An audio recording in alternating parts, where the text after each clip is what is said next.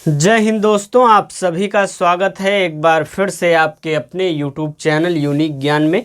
आज हम BA 5th semester history paper second का चैप्टर सेकंड देखेंगे, जिसमें हमें पढ़ना है अलाउद्दीन की बाजार नियंत्रण प्रणाली को। इसके पहले चैप्टर फर्स्ट में हमने आपको दिल्ली सल्तनत की सामाजिक स्थिति के विषय में बताया हुआ था। BA 5th semester history paper first की सभी क्लासेस समाप्त हो चुकी हैं। एक प्रकार से पूरा सिलेबस आपका कवर करा दिया गया है। उसकी प्लेलिस्ट और पेपर सेकंड पेपर फर्स्ट दोनों की प्लेलिस्ट आपकी बना दी गई है, आप वहां पर देखेंगे। सबसे पहले पहला वीडियो लेक्चर आपको सिलेबस डिस्कशन का, उसके बाद चैप्टर वाइज क्लासेस आपको मिल जाएंगी। अगर आप चैनल पर नए हैं तो चैनल को सब्सक्राइब कीजिए, जिससे आने वाली वीडियोस आपको प्राप्त होती रहें, क्योंकि आपका सिलेबस जो है वह पूर्णतः यहाँ पर chapter wise topic wise complete कराया जा रहा है। तो BA 5th semester history paper second की ये क्लासेस चल रही हैं। अलाउद्दीन की बाजार नियंत्रण प्रणाली को हमें पढ़ना है। आपको बताया गया है कि टेलीग्राम चैनल बनाया गया है, जहाँ पर विभिन्न नोटिफिकेशंस आपको दिए जाते हैं, आप वहाँ पर जुड़ सकते हैं। सबका लिंक आपको डिस्क्रिप्शन बॉक्स में मिल जाएगा। व्हाट्सएप चैनल पर जुड़ सकते हैं। सभी जानकारी एक प्रकार से आपको पहले से ही दी गई है। अगर आप चैनल पर नए हैं तो आप जान लीजिए, टेलीग्राम चैनल आपके लिए बनाया गया है, वहाँ पर आपको दिखा देते हैं। ये आपका टेलीग्राम चैनल है, लिंक आपको सबका डिस्क्रिप्शन बॉक्स में मिल जाएगा। इसको ज्वाइन करेंगे, यहाँ पर विभिन्न नोटिफिकेशंस आपको मिल जाएंगी कि क्लासेस कब से चल रही हैं, या फिर आपकी यूनिवर्सिटी में कब एग्ज़ाम होगा। टाइम टेबल आते ही वहाँ भेज दिया जाता है, रिजल्ट कब आता है बता दिया जाता है, सब जानकारी वहाँ दी जाती है। डिस्कशन ग्रुप, आपस में डिस्कस करने के लिए यह ग्रुप बनाया गया है। आप लोग वहाँ पर आपस में डिस्कस कर सकते हैं या सीधे हमसे कोई प्रश्न पूछ सकते हैं। बहुत लोगों का कमेंट आता है सर टेलीग्राम नहीं यूज करते हैं, उनके लिए ये व्हाट्सएप चैनल बनाया गया है, जिसका लिंक आपको डिस्क्रिप्शन बॉक्स में दिया गया है। बाकी ये जो अब की बार नई आपके लिए व्यवस्था की गई है, मात्र 25 रुपये में किसी भी सब्जेक्ट की चैप्टर वाइज नोट्स आपको मिल जाएंगे। जैसे कि हिस्ट्री पेपर फर्स्ट और पेपर सेकंड दोनों के नोट्स आपको चाहिए तो इस नंबर पर मैसेज कीजिए, अपना कोर्स टाइटल बताइए, तुरंत जो है आपको QR कोड दिया जाएगा। 25-25-50 पेपर फर्स्ट पेपर सेकंड दोनों के लिए 50 रुपये आप पेमेंट करेंगे। ग्रुप में आपको ऐड किया जाएगा, वहाँ पर सभी क्लासेस अभी जैसे पेपर फर्स्ट की सभी क्लासेस कराई गई हैं, उसके नोट्स आपको वहाँ पर चैप्टर वाइज दे दिए गए हैं। बहुत से बच्चे जुड़े हैं, वह जानते हैं। अगर आप जुड़ना चाहें तो आप भी जुड़ सकते हैं। वहाँ पर जो है चैप्टर वाइज क्लासेस जो दी गई हैं उसके साथ साथ नोट्स भी आपको प्रोवाइड किए गए हैं। अच्छे से आप रिविजन करके तैयारी कर सकते हैं। तो चलिए देखते हैं अलाउद्दीन की बाजार नियंत्रण प्रणाली को। दिल्ली सल्तनत की सामाजिक स्थिति कैसी थी, किसानों की क्या स्थिति थी, स्त्रियों की क्या स्थिति थी, हर एक चीज़ को हमने अच्छे से समझ लिया है। अब हम समझेंगे अलाउद्दीन की बाजार नियंत्रण प्रणाली को। अलाउद्दीन खिलजी जो है 1296 से 1316 ईस्वी तक शासन करता है। जैसा कि हमने आपको पिछले चैप्टर में बताया था कि दिल्ली सल्तनत पर कुल मिलाकर 5 वंश जो है शासन करते हैं, जो कि 1206 से 1526 ईस्वी तक शासन करते हैं, जिसमें गुलाम वंश, खिलजी वंश, तुगलक वंश, सैयद वंश और लोदी वंश, ये 5 वंश होते हैं।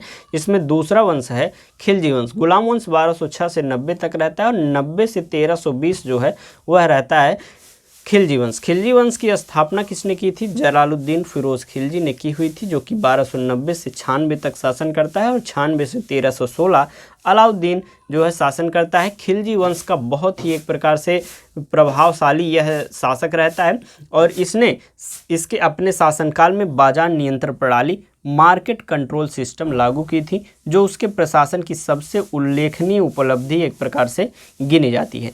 यह व्यवस्था मुख्यतः उनकी सैन्य शक्ति को मजबूत बनाने और दिल्ली सल्तनत की अर्थव्यवस्था को नियंत्रित करने के लिए बनाई गई थी। आइए हम इसको विस्तार से समझते हैं। सबसे पहले हम देखेंगे बाजार नियंत्रण प्रणाली जो लागू की गई उसके कारण क्या रहे। सबसे पहला, मंगोल आक्रमणों का लगातार एक प्रकार से खतरा बना रहता था, इसलिए बड़ी सेना बनाए रखने की आवश्यकता थी। सेना को न्यूनतम खर्च पर अधिकतम सुविधा जो है उपलब्ध करानी थी, इसलिए बाजार नियंत्रण प्रणाली लाई गई थी। अगला कारण क्या था? दिल्ली में वस्तुओं की कीमतें बहुत बढ़ रही थी, जिससे सैनिकों को पर्याप्त वेतन देने में कठिनाई हो रही थी, इसलिए लाया गया। और भ्रष्टाचार और जमाखोरी को रोकने के लिए अलाउद्दीन ने यह बाजार नियंत्रण प्रणाली लाया हुआ था। अब आप सोच रहे होंगे कि बाजार नियंत्रण प्रणाली लाकर कैसे सैन्य व्यवस्था मजबूत की जा सकती थी, कैसे जो है वेतन कम किए जा सकते थे। जैसे कि अगर आपके आसपास जो वस्तुएं आपकी आवश्यकता की हैं वह सस्ते दामों में मिल जाएं, तो आप जो है कम सैलरी में भी अपना जीवन यापन कर लेंगे। परंतु महंगाई अधिक रहेगी तो आपको सैलरी अधिक एक प्रकार से ज़रूरत पड़ेगी, ज़्यादा धन की आवश्यकता होगी अपना जीवन यापन करने के लिए। इसी प्रकार से जो बाजार नियंत्रण प्रणाली जो है अलाउद्दीन खिलजी ने लाई, जिससे क्या हुआ कि विभिन्न जो वस्तुएं थीं, उपयोगी वस्तुएं थीं, उसका दाम कम हुआ, वह शासन के द्वारा निश्चित कर दिया गया। और जब दाम कम हुआ तो सैनिकों का उसने क्या किया, वेतन भी कम कर दिया और कम वेतन पर ज़्यादा सैनिक उसने रख लिए। तो आगे हम समझेंगे अलाउद्दीन खिलजी की बाजार नीति को। अलाउद्दीन खिलजी ने जनता को राहत पहुंचाने के लिए बाजार नीति को लागू किया था, ताकि कोई भी वस्तु जो है उचित मूल्य पर मिल सके। सभी वस्तुओं की कीमत जो है सुल्तान द्वारा तय किया जाता था। कुछ इतिहासकारों का कहना यह था कि यह व्यवस्था केवल दिल्ली में लागू किया गया था, जबकि कुछ इतिहासकार यह कहते हैं कि बाजार नीति पूरी साम्राज्य में लागू हुई थी। बाजार की देख रेख का एक प्रकार से कार्य जो है दीवान रियासत को सौंपा गया था। इस पद पर सुल्तान अपने सबसे विश्वासी व्यक्ति को रखता था। यह लोग सुल्तान के लिए गुप्तचर व्यवस्था के अंतर्गत कार्य करते थे। जैसे कि इनका कार्य क्या होता था, बाजार में देख रेख करना, कौन सा वस्तु कीमत अधिक लिया जा रहा है या उनके बटखरे का जांच करता था, और कोई व्यक्ति कम वजन से सामान तो नहीं दे रहा है, यह सभी जांच वह करते थे जासूसी के रूप में। इस बाजार में व्यापार करने के लिए पंजीकृत करवाना पड़ता था, बिना पंजीकृत के लोग जो है व्यापार नहीं कर सकते थे। एक प्रकार से जो इसने नीति लगाई उसमें विभिन्न वस्तुओं का यह दाम जो है फिक्स कर देता था, और उसके जो जासूस होते थे वह चेक करते रहते थे, जो फिक्स्ड रेट है उससे ज़्यादा रेट तो कोई नहीं ले रहा है, जो लेता था उसको कठोर दंड दिया जाता था। और साथ ही साथ बटखरों की भी नाप की जाती थी, क्या बटखरे किसी के हल्के तो नहीं हैं, कम मात्रा में तौल कर तो वह नहीं दे रहा है। मान लीजिए 1 किलो कोई चीनी खरीदा तो 800 ग्राम ही तो नहीं दे रहा है। ये सभी जांचें जो हैं उसके जासूस करते रहते थे, और जो भी इन चीज़ों में पकड़ा जाता था उसे बहुत ही कठोर दंड दिया जाता था। जैसे जो उस समय व्यापारी होते थे, अलाउद्दीन क्या करता था, उसकी फैमिली को राज दरबार में एक प्रकार से उसी क्षेत्र में वह रख लेता था, वहाँ पर जो है बुला लेता था। अगर कोई व्यापारी किसी प्रकार का ठग कार्य करते हुए पकड़ा जाता है तो उसको तो सज़ा मिलती ही थी, उसकी फैमिली को ही सज़ा मिलती थी। इस प्रकार से व्यापारियों का भी जो है काफ़ी नुकसान होने लगा और वह परेशान रहने लगे, और व्यापारियों ने क्या किया था कि धीरे धीरे व्यापार करने की इच्छा ही उनके मन में समाप्त हो जाती है। अलाउद्दीन खिलजी ने लोगों और विशेषकर सैनिकों की सुविधा के लिए दिल्ली के बाज़ारों को 3 प्रमुख भागों में बांटा हुआ था। सबसे पहला था अनाज मंडी। पहले हम आपको संक्षिप्त रूप में बता देते हैं, उसको फिर हम आप विस्तार से समझाएंगे। तो अनाज मंडी जो थी उसे अनाज बाजार कहा जाता था। यहाँ पर गेहूँ, चावल, जौ, दालें और अन्य खाद्य अनाज बिकते थे। एक प्रकार से गल्ला मंडी जो होती है, कीमतें बहुत ही निश्चित और स्थिर रखी गई थी। यहाँ पर जो कीमत होती थी वह शासक के द्वारा तय की जाती थी। अभी हम आपको इसको समझाएंगे अच्छे से। अनाज मंडी में जमाखोरी रोकने के लिए किसानों को सीधे यहाँ अपना अन्न जो है लाकर बेचना पड़ता था। दूसरा है सामान एवं दास घोड़े का बाजार। यह दूसरा बाजार होता था जिसमें कपड़े, घरेलू सामान, घोड़े, दास और दासियाँ यहाँ पर बेची जाती थी, और मवेशियाँ भी बेची जाती थी। मवेशियाँ अर्थात गाय वाय जो होती थी, ये सभी यहाँ पर बेची जाती थी।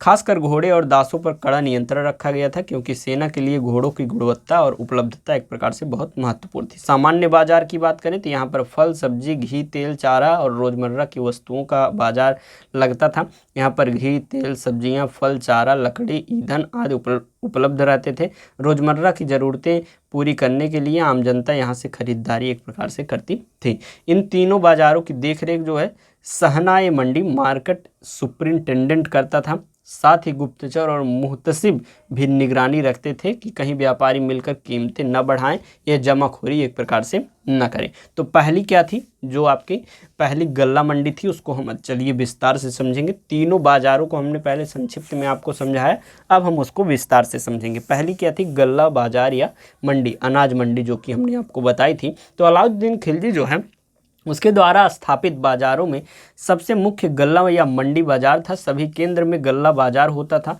यहाँ पर अनाज की बिक्री या खरीदी की जाती थी। इस बाजार में सभी अनाज की कीमत तय किया जाता था। जैसे कि गेहूं का मूल्य जो है 7 जीतल था, अर्थात यह जो है टक्का का 50वां भाग जीतल होता था। जीतल क्या होता था, यह टंका का 50वां भाग होता था, और गेहूं का मूल्य जो है 7 जीतल उस समय तय किया गया था। इसी प्रकार चना का जो है मूल्य 5 जीतल तय किया गया था। वस्तुओं का कीमत सुल्तान द्वारा तय किया गया था। तय किया गया कीमत से अधिक दाम में किसी वस्तु को बेचा नहीं जा सकता था। यहाँ पर जो वस्तुओं को कम दाम में लेकर अधिक दाम में बेचता था उन्हें सुल्तान द्वारा एक प्रकार से कठोर दंड दिया जाता था। यह कहा जाता है कि इस समय जो है 1-2 गोदाम में अनाज हमेशा भरा रहता था ताकि आपातकाल के दौरान उसका एक प्रकार से प्रयोग किया जा सके। दूसरा क्या था, घोड़े, दासों और मवेशियों का बाजार जो था। अलाउद्दीन खिलजी द्वारा दूसरा प्रकार का बाजार जो है घोड़े, दासों और मवेशियों का बाजार लगाया जाता था। यहाँ पर युद्ध में लड़े जाने वाले घोड़े मिलते थे, अलग अलग दामों में जो कि बेचे जाते थे। वस्तु की कीमत उनके किस्म और नस्ल के आधार पर तय किया जाता था। सुल्तान के द्वारा घोड़ों के दाम को भी तय किया गया था। सुल्तान ने युद्ध में लड़ने वाले घोड़े की कीमत को 3 भागों में निश्चित किया हुआ था। सबसे अच्छे नस्ल के जो घोड़े होते थे उसे 100 से 120 टंका में, और दूसरे थोड़ा उससे कम अच्छे घोड़े का कीमत जो है 80 से 90 टंका रखा था, और तीसरे किस्म के घोड़े का दाम जो है 60 से 70 टंका रखा हुआ था। यहाँ पर पूंजीपतियों और बिचौलियों पर एक प्रकार से निगरानी रखा जाता था, क्योंकि ये लोग खराब नस्ल के घोड़े को भी कम कीमत में खरीद कर अधिक कीमत में बेचते थे। एक प्रकार से घोड़े की कीमत जो है उसने तय की हुई थी। युद्ध में लड़ने वाले घोड़ों को भी 3 पार्ट में विभाजित किया हुआ था। सबसे अच्छी नस्ल के घोड़े, मध्यम नस्ल के और सबसे निम्न नस्ल के घोड़ों 3 भागों में विभाजित किया हुआ था, और उसका दाम भी तय किया गया था। हालांकि जो एक प्रकार से दलाल लोग होते थे वह खराब नस्ल के घोड़ों को कम दाम पर खरीद कर लोगों को बहका फुसला कर जो है अधिक दाम में बेचते थे, तो उनको भी पकड़ा जाता था और कठोर दंड दिया जाता था। इसीलिए यहाँ पर जो है दलालों पर कड़ी निगरानी रखी जाती थी। धोखाधड़ी करता था उसे सुल्तान द्वारा कठोर दंड दिया जाता था। इस प्रकार से इस बाजार में व्यापारियों को निश्चित दाम पर घोड़े की बेचने या खरीदने होते थे। इस बाजार में दासों तथा मवेशियों का भी दाम जो है सुल्तान द्वारा निश्चित किया जाता था। जैसे कि काम करने वाली दासी का दाम जो है 5 से 12 टका होता था, जबकि एक सुंदर युवा दास की कीमत 20 से 30 टका होता था। इसी प्रकार दुधारू मवेशियों का भी दाम निश्चित किया गया था। अर्थात हर एक वस्तु, हर एक चीज़ की दाम जो है शासक अर्थात सुल्तान जो है वह तय करता था। उस सुल्तान जो है जो रेट तय करता था उससे अधिक अगर कोई लेकर बेचता है या उसमें कोई ठग विद्या लगाता है तो उसको कठोर से कठोर दंड दिया जाता था। सामान्य बाजार तीसरा बाजार जो कि था, जो जहाँ पर रोज़मर्रा की वस्तुएं मिलती थी। अलाउद्दीन खिलजी द्वारा तीसरा प्रकार का बाजार लगाया था, जिन्हें सामान्य बाजार एक प्रकार से कहा जाता था। सामान्य बाजार जो है वह पूरे नगर में होते थे। इन बाज़ारों में अधिकतर बिकने वाली वस्तुएं थी मिठाइयाँ, सब्जियां, कंघी, रोटी, चप्पल, पान, जूता, बर्तन इत्यादि जैसी कई प्रकार की एक प्रकार से वस्तुएं होती थी। इस बाज़ार में भी सुल्तान द्वारा सभी वस्तुओं का कीमत जो है निश्चित किया जाता था, जो सभी व्यापारियों को वही दाम में वस्तुओं को बेचना और खरीदना पड़ता था। कीमत से अधिक वस्तुओं को दाम लेने पर उन्हें बेईमानी व्यापारी के अंतर्गत कठोर दंड दिया जाता था, ताकि वह दोबारा इस प्रकार की गलती न करे। अभी वास्तविक समय में आपको देखने को मिलेगी यह व्यवस्था, क्योंकि चौराहे चौराहे पर रोज़मर्रा की वस्तुएं मिल रही हैं। वो सामान्य बाजार आपका हो गया। मंडी आपकी लगती है, जहाँ पर अलग अलग चीज़ों की मंडी लगती है, तो मंडी जो हो गई वहाँ पर अधिक मात्रा में वस्तुएं बेची जाती हैं। किसान वहाँ पर लेकर जाकर बेच देते हैं और उसका जो है व्यापारी उसको बेचते रहते हैं। तो यह व्यवस्था अब भी आपको देखने को मिलती है। अभी घोड़े मवेशियों के भी अलग बाजार कहीं कहीं होते हैं, हर जगह नहीं उपस्थित होते। तो यह व्यवस्था आपको अब भी देखने को मिल सकती है, मिलती ही है। एक प्रकार से मंडी होती है और सामान्य आपका रोज़मर्रा की वस्तुएं, हर एक चौराहा, हर एक गांव में एक चौराहा होता है, वही सामान्य बाजारें हो गई, जो कि अलाउद्दीन खिलजी ने नगर भर में चलाया हुआ था, सामान्य बाजार खुलवाया हुआ था। उसी प्रकार वर्तमान समय में भी व्यवस्था है। अलाउद्दीन खिलजी की बाजार नियंत्रण नीति के क्या उद्देश्य थे उसको हम देखें तो सबसे पहला उद्देश्य था सैनिकों का हित। विशाल सेना के सभी सैनिकों को समुचित वेतन देने में सुल्तान का खजाना खाली हो जाता था। अतएव उसने बाजार नियंत्रण की नीति का अवलंबन किया, जिसके अनुसार उसने सैनिकों का वेतन बहुत ही कम कर दिया और साथ ही साथ बाजार में मिलने वाली दैनिक वस्तुओं का एक प्रकार से प्रयोग मूल्य निर्धारित कर दिया, जो कि हमने शुरू में ही समझाया था। दूसरा है राजकोष की दृढ़ स्थिति। सुल्तान अलाउद्दीन खिलजी को आंतरिक व बाह्य सुरक्षा के लिए बहुत सा धन व्यय करना पड़ा। अतएव वह शासकीय कर्मचारियों को अधिक वेतन नहीं दे सकता था। उसने कर्मचारियों का वेतन घटाया ताकि राजकोष की स्थिति में सुधार हो सके। वेतन कटौती के कारण ही उसने बाजार की वस्तुओं पर एक प्रकार से नियंत्रण किया हुआ था। तीसरा था लोकहित की भावना थी। अलाउद्दीन खिलजी एक योग्य शासक था। उसकी उदारता, चरित्र की उच्चता ने जनता के हृदय पर एक प्रकार से गहरी छाप छोड़ी हुई थी। कुछ लोगों का यह भी विश्वास है कि अलाउद्दीन ने जनता के प्रति उदारता दिखाने के लिए ही बाजार पर नियंत्रण करने की योजना बनाई थी।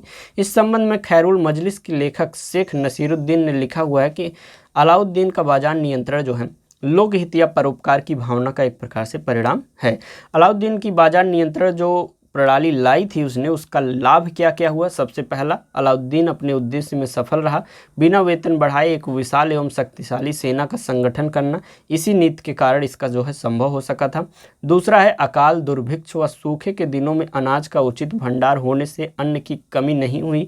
अन्न की कमी न होने से मूल्य स्थिर रहे और इस प्रकार जनता को जो है उन कष्टों का सामना नहीं करना पड़ा जिनका जो है कि साधारणतया अकाल के दिनों में उन्हें करना पड़ता था। तीसरा है, मूल्यों में कमी होने से गरीब वर्ग एक प्रकार से लाभ उन्हें प्राप्त हुआ। अमीरों, जमींदारों और बड़े व्यापारियों की शक्ति पर अंकुश लग गया। अब वे विलासी जीवन व्यतीत नहीं कर सकते थे। कठोर नीति अपनाने के कारण भ्रष्टाचार जो है समाप्त हो गया और इससे जनता का जीवन जो है सुखमय हो गया। बाजार नियंत्रण के प्रमुख दोषों की बात करें तो बाजार नियंत्रण में प्रमुख दोष थे, किसानों की स्थिति शोचनीय हो गई। करों के भार से उनकी दशा पहले ही विशेष अच्छी न थी, अब सस्ते मूल्यों पर अन्न बेचने से उनकी स्थिति पहले से भी एक प्रकार से अधिक खराब हो गई। जैसे कि उसने मूल्य तय कर दिए और उसी तय मूल्य पर जो है किसानों को बेचना पड़ता था और उसमें भी उनको जो है हानि पहुंचती थी। अधिकांश जो है किसान वह हिंदू थे, अतः हिंदुओं का जीवन निर्वाह एक प्रकार से कठिन हो गया था। इस नीति से व्यापार की अत्यधिक हानि हुई क्योंकि व्यापारियों के लाभ का अंश थोड़ा होता था, अतः व्यापार करने में एक प्रकार से कोई प्रोत्साहित करने वाला तत्व नहीं रह जाता है। कठोर दंड नीति के कारण भी लोग जो है व्यापार करने से घबराने लगे। छोटे छोटे अपराधों के लिए कठोर दंड दिए जाते थे। इसके अतिरिक्त व्यापारियों को अपने बीवी बच्चों को दिल्ली में रखना आवश्यक था ताकि व्यापारी सरकार में धोखा न कर सके। धोखा करने पर व्यापारी के परिवार को भी एक प्रकार से कठोर दंड जो है वह दिया जाता था। पांचवा हानि क्या हुआ, व्यापार की उन्नति के लिए प्रतिस्पर्धा एक प्रकार से आवश्यक होती है। बाजार नियंत्रण नीति ने व्यापारिक प्रतिस्पर्धा को समाप्त कर दिया, अर्थात कंपटीशन ही खत्म हो गया कि जब व्यापार में विभिन्न कंपटीशन करने लगते हैं अलग अलग व्यापारी, तो जो है व्यापार में उन्नति होती है। परंतु यह जो नीति थी इससे प्रतिस्पर्धा अर्थात कंपटीशन ही समाप्त हो जाता है। बाजार की नियंत्रण प्रणाली को हमने अच्छे से समझ लिया। एक और टॉपिक है जो कि अलाउद्दीन से पूछा जाता है, आपके पेपर में क्वेश्चन देखा गया है इसलिए इसको भी ऐड कर दिया गया है यहाँ पर। अच्छे से समझ लीजिए, बस आपको 2 मिनट में अच्छे से समझा दिया जाएगा कि अलाउद्दीन के भू राजस्व संबंधी सुधार क्या थे। भूमि व्यवस्था का इतिहास एक प्रकार से अलाउद्दीन खिलजी से ही प्रारंभ होता है। वह पहला शासक था जिसने वित्तीय और राजस्व सुधारों की ओर ध्यान दिया और महत्वपूर्ण सफलता प्राप्त की। राजस्व और लगान के संबंध में उसने अनेक कार्य किए हुए थे। सबसे पहला, भूमि अनुदान की संपत्ति। उसने अपने उद्देश्य की पूर्ति के लिए दिल्ली सल्तनत की राजस्व व्यवस्था को बदला। उसने मुसलमान माफीदारों तथा धार्मिक व्यक्तियों को राज्य द्वारा दी गई संपत्ति, इनाम, पेंशनों और वक्फ के रूप में मिली भूमि जब्त कर ली। अर्थात जैसे कि जो भी वेतन के रूप में जमीन पाए हुए थे या फिर पेंशन के रूप में पाए हुए थे, वक्फ के रूप में जो है हड़पे हुए थे या मिला हुआ था, तो उन सभी को उसने जब्त कर लिया। राज ने इस प्रकार भूमि छीन कर उनके हौसले पस्त कर दिए। दूसरे नियम के अनुसार उसने मुकद्दम, खूत तथा चौधरी हिंदू पदाधिकारियों को विशेषाधिकारों से वंचित कर दिया और उसने हिंदू या मुसलमानों किसी के पास भी विशेष अधिकार नहीं रहने दिया था। दूसरा, संपत्ति का अपहरण। इस प्रकार सुल्तान ने संपत्ति युक्त वर्ग से ये अधिकार छीन लिए कि ऐसे लोग किसी भी प्रकार का कर नहीं देते थे। ये लोग अपने क्षेत्र में मनमानी करते थे। कुछ भाग राज्य को देकर शेष भाग वह स्वयं खा जाते थे। अगर राज्य की शक्ति कम होती तो कर देना एक प्रकार से बंद कर देते। विद्रोह के समय लूट होने पर जो है लूट का लालच या कर देने से बचने के लिए ये लोग विद्रोहियों का एक प्रकार से साथ देते थे। अपनी भूमि व्यवस्था के कारण सुल्तान ने इसकी संपत्ति के अपहरण के आदेश दिए, जिसके कारण चौधरी, मुकद्दम, खूत, साधारण किसानों जो कि अधिकांशतः हिंदू थे एक प्रकार से इससे प्रभावित हुए। तीसरा क्या था, कर व्यवस्था। सुल्तान ने भूमि को नपवाया। राजस्व विभाग ने कुछ एक प्रकार से अधिकार निश्चित किए गए। सुल्तान ने उपज का आधा भाग खराज के रूप में निश्चित किया और राजस्व के अतिरिक्त उसने आवास कर, चराई कर भी लगाया हुआ था। अन्य कर एक प्रकार से था करही, अर्थात विभिन्न कर उसने लगाए जिससे भी उसने भी आर्थिक स्थिति को, राजकोष को अच्छा भरा हुआ था। इस प्रकार से आपका यह चैप्टर जो है समाप्त होता है। नेक्स्ट चैप्टर आपका जल्द ही आएगा। चैनल पर बने रहिए जिससे आने वाली वीडियोस आपको प्राप्त होती रहें। बाकी टेलीग्राम चैनल, डिस्कशन ग्रुप आप अपनी इच्छा अनुसार जो है ज्वाइन कर सकते हैं जिससे आपको फ़ायदा हो। ये व्हाट्सएप चैनल है। बाकी आप अपनी इच्छा अनुसार इस ग्रुप में भी इनरोल हो सकते हैं। इस नंबर पर मैसेज करिए, आपको कोर्स टाइटल बताइए कि सर ये कोर्स टाइटल है nationalism in India, social economic and जो आपका यह सेकंड पेपर है social economic and modern history of the medieval India, ये आपका सेकंड पेपर का कोर्स टाइटल है। तो इन दोनों की क्लासेस चल रही हैं, इन दोनों के नोट्स आपको मिल जाएंगे। दोनों के नोट्स प्राप्त करना हो तो इसी नंबर पर मैसेज कीजिए। मात्र 25 रुपये में आपको chapter wise notes, previous year question paper और साथ ही साथ मोस्ट इंपॉर्टेंट क्वेश्चन आपके पेपर के समय में दे दिया जाएगा नोट्स, और अच्छे से आपकी तैयारी कराई ही जा रही है। बाकी चैनल पर बने रहिए, वीडियो को लाइक कीजिए और अपने दोस्तों के पास शेयर कीजिए। कोई भी अपनी राय देनी हो, कोई भी डाउट हो तो आप कमेंट सेक्शन में बताइए। वीडियो कैसी लगी आप यह भी कमेंट सेक्शन में बताइए। चैनल को सब्सक्राइब कीजिए। मिलते हैं नेक्स्ट वीडियो में। धन्यवाद।